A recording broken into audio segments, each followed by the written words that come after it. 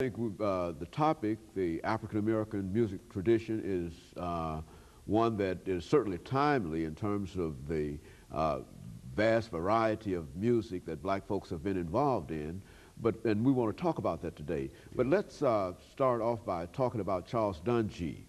To have you give us some information about your background, your education, your experiences, and some of the things that were important in terms of your career that eventually led you to Tennessee State University as the professor in the Department of Music and dealing specifically with jazz music. You see, we want to highlight that because we want to specialize on that in a real sense, as you do. But let's start off with you, Mr. Dungy. Well, briefly, I am a Nashvilleian.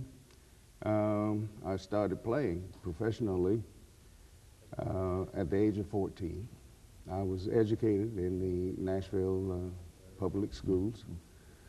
Went to Washington Junior High School, Pearl High, with Tennessee State graduate.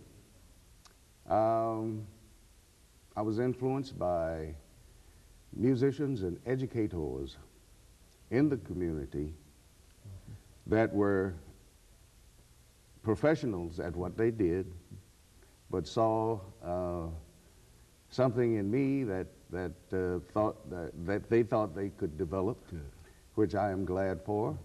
I was given the opportunity at the age of 14 to play with a professional band, Mr. Pullen, Donahue Pullen, who was a great contributor to the Nashville community in the area of music and education.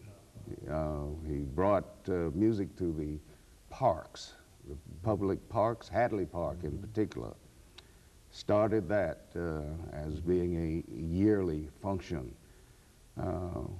He also was instrumental in the early Tennessee State Collegiate organization. I was offered a voice scholarship to Fisk University by Mr. Work. Dr. Work thought I had a voice that was trainable. He's the famous one. Very famous educator and songwriter and a producer of marvelous things that this community enjoyed for so many years. I turned Dr. Work down, his offer, because I wanted to come to Tennessee State and study the bass. Now, one of Duke Ellington's premier bassist was James Blanton, Jimmy Blanton from Chattanooga, Tennessee.